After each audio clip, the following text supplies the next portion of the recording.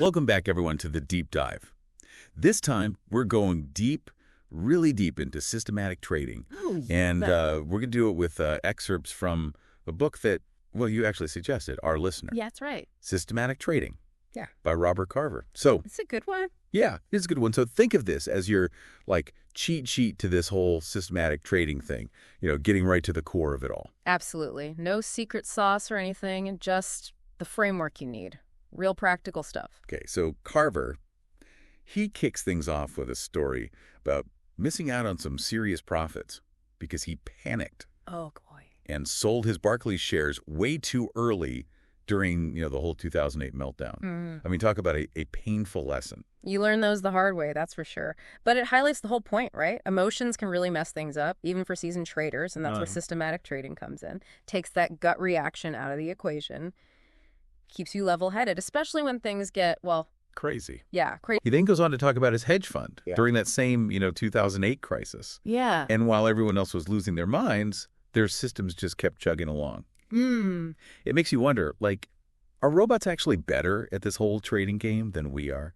Well, I wouldn't go that far. Okay. But it definitely proves that having a system, a process, can keep you grounded when the market feels like it's about to spin off its axis. Right. But Carver, he doesn't sugarcoat it. He actually warns about those pre-packaged trading systems you see advertised everywhere. He compares them to buying a car. With no options. With no options, yeah. What's the point if you can't customize it to, to what you need, right? Exactly. You wouldn't buy a car without, taking it for a spin first. Same goes for trading systems, right? Mm-hmm.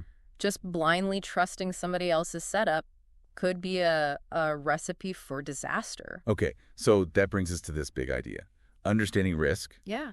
And Carver, he says, relying on those classic bell curves, the ones we all saw back in stats class. Oh, yeah, I remember those. They can actually be super misleading. Absolutely. He uses the Dow Jones as an example. It's had way more massive drops than those bell curves would predict. Oh, wow. So we got to be ready for those unexpected bumps in the road, so to speak.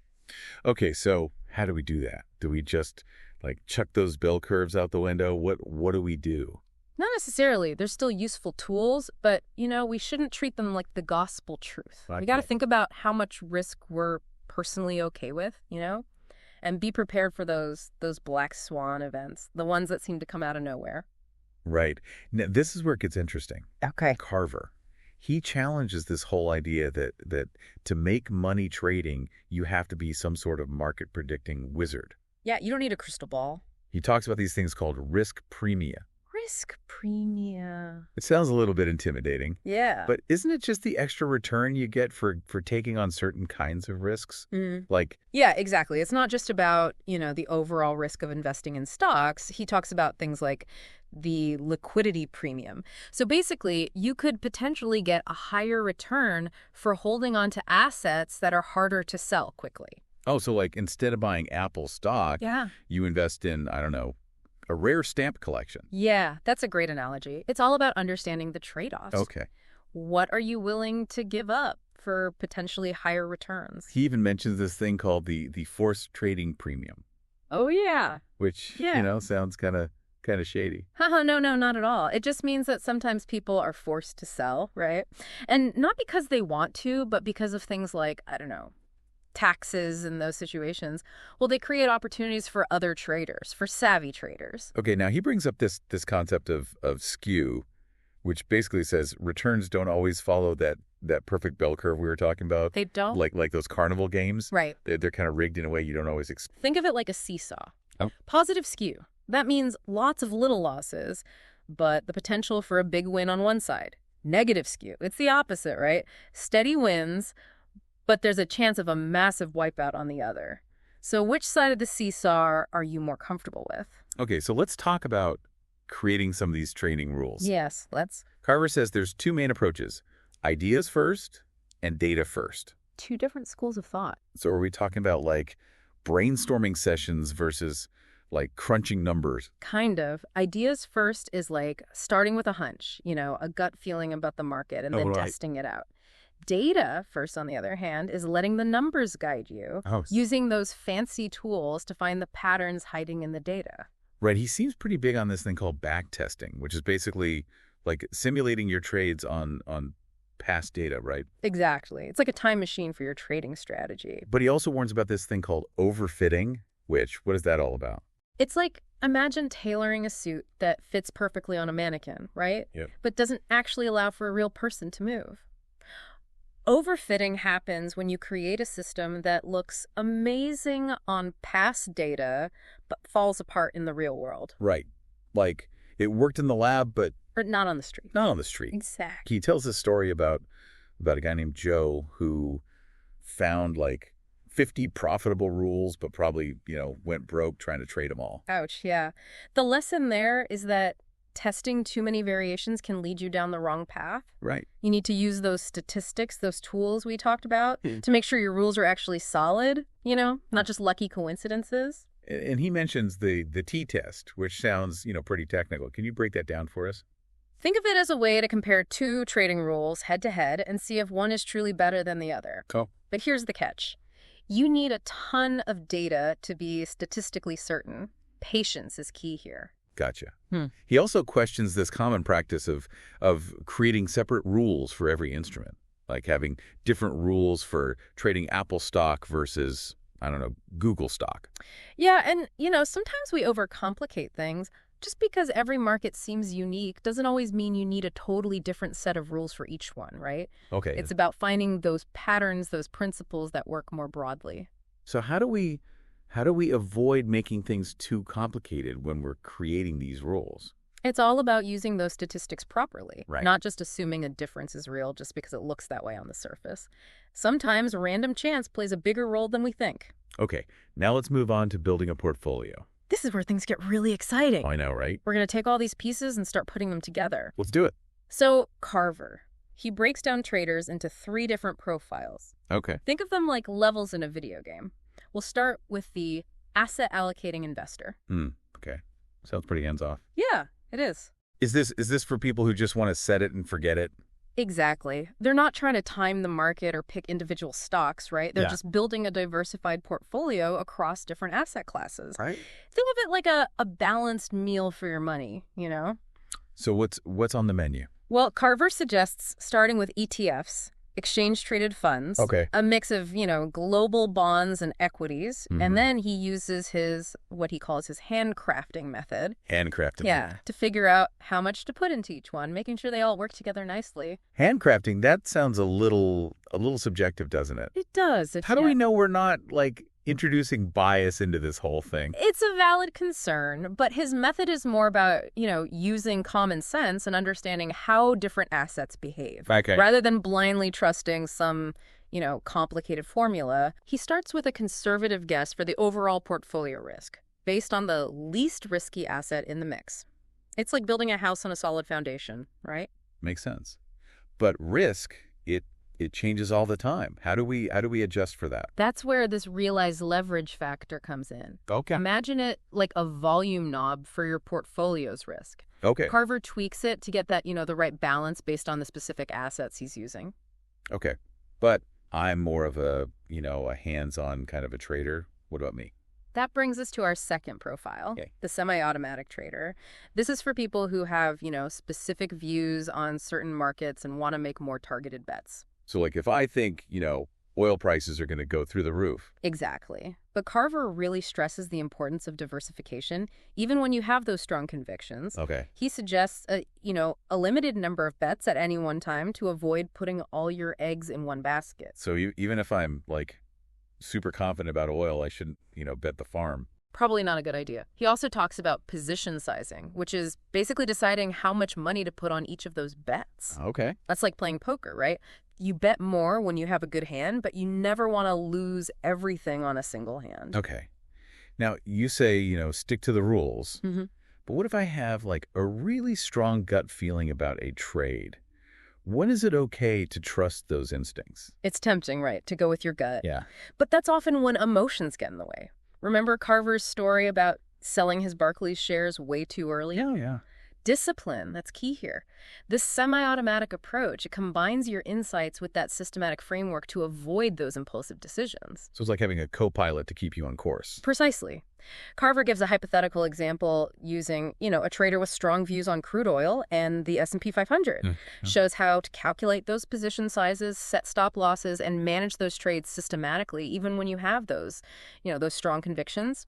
Okay, so this volatility scalar thing he mentions, is that how we adjust our bets based on, how wild a particular market is? You got it. Remember, risk isn't static. Right. Some markets are naturally more volatile than others. The volatility scalar helps us adjust those positions accordingly to keep that overall risk consistent. Okay, all right. I'm getting pumped up about this. Good. But what about those hardcore traders, the ones who, live and breathe algorithms? Yes. That brings us to the final level, the staunch systems trader. All right, the big leagues. The big leagues. These are the folks who rely entirely on, rules-based trading, using those back-tested strategies to generate their trading signals. Sounds like something out of a sci-fi movie. All those algorithms flashing on the screen. It might seem intimidating, but Carver shows how these principles can be applied by anyone, even without a supercomputer. He uses an example combining a carry rule, which exploits differences in interest rates, and a trend-following rule based on moving averages. So even if I'm not a math whiz, I can still create a system based on these rules. Absolutely. It's all about understanding the basic logic behind them and how to combine them effectively. Carver walks us through how to calculate the weight each rule should have in the overall system.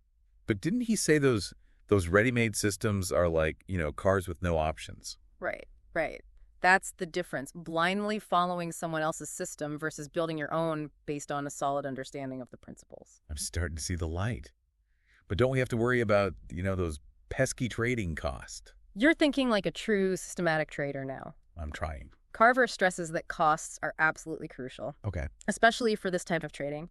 He uses a portfolio example with 6 different instruments, including the Euro stocks, crude oil, U.S. bonds, even a volatility index future. He shows how to factor in those costs when you're determining position sizes, managing trades, the whole 9 yards. So it's not just about finding a winning strategy. It's about making sure those costs don't eat away at all your profits, right? Exactly. And he reminds us that the markets, they're constantly evolving, so our systems need to adapt too. Makes sense. It's like tending a garden.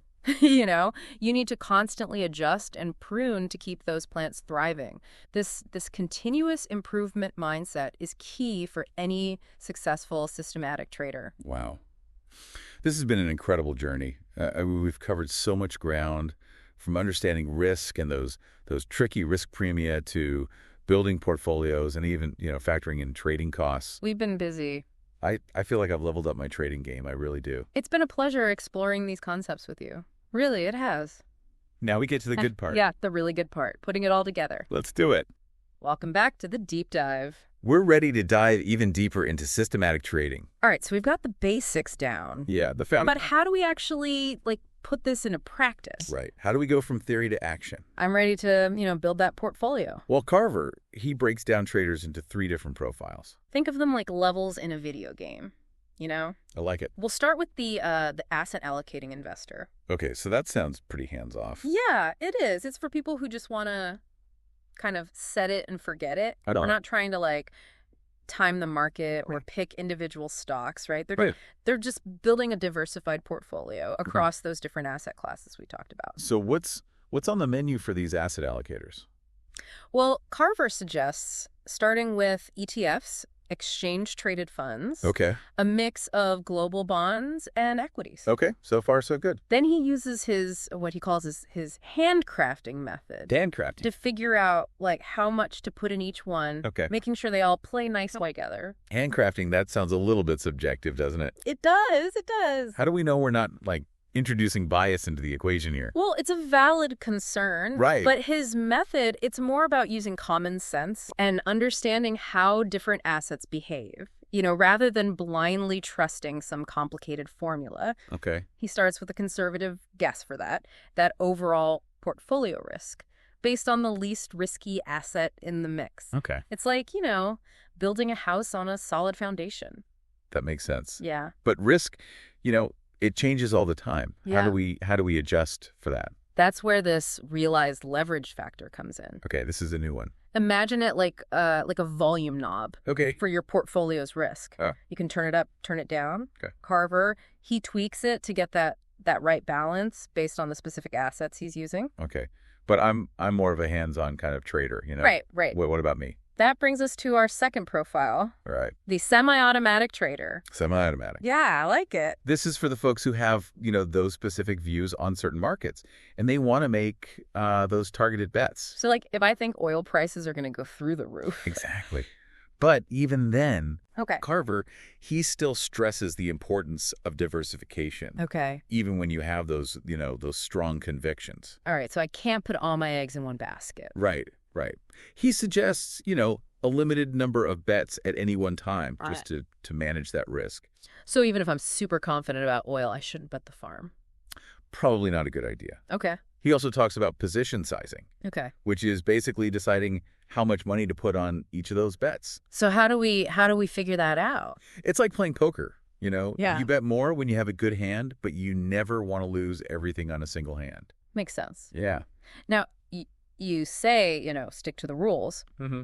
But what if I have like a really strong gut feeling about a trade? Oh, yeah, I know that feeling. When is it okay to trust those instincts? It's tempting, right, to go with your gut. Yeah. But that's often when emotions get in the way. Okay. Remember Carver's story about selling his Barclays shares way too early? Yeah. Discipline is key here. Right. This semi-automatic approach, it combines your insights, right, your market knowledge, with that systematic framework to avoid those impulsive decisions. So it's like having a co-pilot to keep you on course. Precisely.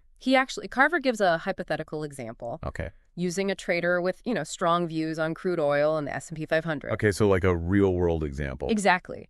He shows how to calculate those position sizes, set those stop losses, right, manage the trades systematically. Okay. Even when you have those strong convictions. Okay, so this volatility scaler thing he mentions. Yeah. Is that how we adjust our bets based on how wild a particular market is? You got it.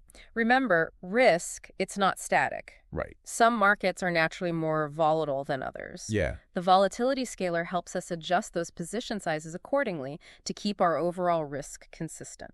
Okay, all right. That's I'm getting pumped up about this. Good. But what about those, those hardcore traders? Yeah. The ones who live and breathe algorithms. Yes. Like full on systematize everything. That brings us to the final level. Okay, the big leagues. The big leagues. The staunch systems trader. The staunch systems trader. Yeah. So this is like next level stuff. Next level. These are the folks who rely entirely on, rules-based trading. Okay. Using those back-tested strategies right, to generate their trading signals. Sounds kind of like a sci-fi movie. Right? All those algorithms flashing on the screen. It might seem intimidating, but Carver actually shows how these principles can be applied by anyone. Really? Yeah, even without a supercomputer. He uses an example combining a carry rule. Okay. Which exploits those differences in interest rates. Right. And a trend-following rule based on moving averages. So even if I'm not a math whiz, I can still, create a system based on these rules. Absolutely. It's all about understanding that basic logic behind them and how to combine them effectively. Okay. Carver walks us through how to calculate the weight each rule should have in the overall system. But didn't he say those ready-made systems are like, cars with no options? He did. But that's the difference, right? Blindly following someone else's system versus building your own based on, a solid understanding of the principles. Okay. So I'm starting to see the light here. Good. But don't we have to worry about, those pesky trading costs? You're thinking like a true systematic trader now. Right. You're getting it. I'm getting there. Carver stresses that costs are absolutely crucial, especially for this type of trading. Okay. He uses a portfolio example with 6 different instruments, including the Euro stocks, crude oil, U.S. bonds, even a volatility index future. Wow, he's not messing around. He shows how to factor in those costs. Okay. When you're determining position sizes, managing trades, the whole 9 yards. So it's not just about, finding a winning strategy. It's about making sure those costs don't eat away at all your profits. Exactly. And he reminds us that the markets, they're constantly evolving. Right. So our systems need to adapt, too. So we got to stay on our toes. We do. It's like tending a garden. Right. You need to constantly adjust, prune to keep those plants thriving. This continuous improvement mindset Okay. that's key for any successful systematic trader. Wow. This has been an incredible journey. I mean, we've covered so much ground, from understanding risk and those tricky risk premia to building portfolios and even, factoring in those trading costs. We've been busy. I feel like I've leveled up my trading game. I really do. It's been a pleasure exploring these concepts with you. Really, it has. Now we get to the good part. Yeah, the really good part. Putting it all together. Let's do it. All right, welcome back to the deep dive. We're in the home stretch now. We are. Ready to wrap up our systematic trading journey? I'm ready. Excellent. Well, I hope you've got those notepads handy because we're about to distill all those insights, all those nuggets of wisdom from Robert Carver's book into, actionable takeaways. Yeah, from taming those emotions, those pesky emotions, to building a portfolio that can weather any storm. Mm-hmm. I mean, we've covered a lot of ground. We have. And remember, the goal here isn't to find some, magic formula. Right. It's to build a framework that works for you. Okay, so let's hit that rewind button and recap those key lessons. Okay, first up, understanding risk. That's non-negotiable. Yeah, you got to know what you're getting into. You do. Sure, systematic trading can help keep those emotions in check. Right. But you've got to be honest with yourself, right? About how much you're actually willing to lose. Yeah, it's like setting a budget for your trading. It is. Knowing your limits keeps you from making those impulse buys. Or those impulse trades. Impulse trades, right? Okay, next. There's more to returns than just, predicting the market like some kind of fortune teller. Right, it's not all about having a crystal ball. No. Those risk premia that Carver talks about, like liquidity, size, forced trading. Yeah. Those open up a whole world of opportunities. It's like discovering a secret menu. I like that. At your favorite restaurant. Yeah. There's all this deliciousness you didn't even know existed. I like that analogy. Okay, so building a robust portfolio that's like assembling a superhero team, right? Okay, I'm listening. You need diversity. You don't just want a bunch of, identical capes and masks. Right. You need different skills, different strengths. They got to complement each other? They do, exactly. Okay, so Carver's handcrafting method, that's a great way to do this, right? Considering those correlations between assets, making sure they're working together. We're working together, not against each other. Not against each other, exactly. Okay, and finally, Yeah.